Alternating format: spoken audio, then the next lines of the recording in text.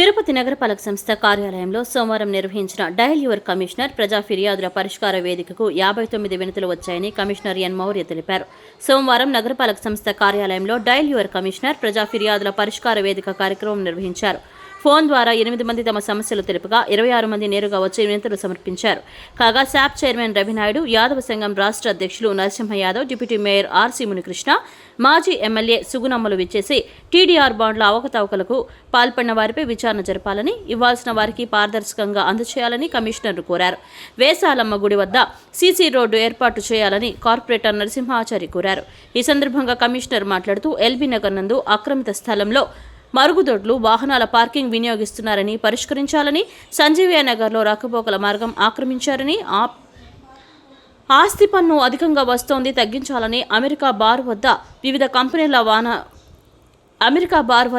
కంపెనీల వాహనాలు రోడ్డుపై నిలబెట్టడంతో ట్రాఫిక్ ఇబ్బందులు పరిష్కరించాలని, భూగర్భ డ్రైనేజీ కాలువల లీకేజీ అరికట్టాలని, ప్రభుత్వ ఇళ్లు ఇప్పించాలని, జర్నలిస్టు కళ్యాణ్ ఇంట్లో చెట్టు కొమ్మల వలన రాకపోకలను ఇబ్బంది ఉందని, టీడీఆర్ బాండ్లు ఇప్పించాలని, పలు ప్రాంతాలలో సీసీ రోడ్లు వేయాలని, చెరువులు ఆక్రమణకు గురి కాకుండా పరిరక్షించాలని, విశ్వసాయి విద్యాలయం వద్ద రాకపోకలకు ఇబ్బంది ఉంది తొలగించాలని కోరారని తెలిపారు. ఈ కార్యక్రమంలో అదనపు commissioner Charan Tej Reddy, deputy commissioner Amarayya, municipal ఇంజనీర్లు Tulasi Kumar, Gomathi, health officer doctor U Anvesh, revenue అధికారులు సేతు మాధవ్, రవి, డీఈలు, ఏసీపీలు తదితరులు పాల్గొన్నారు.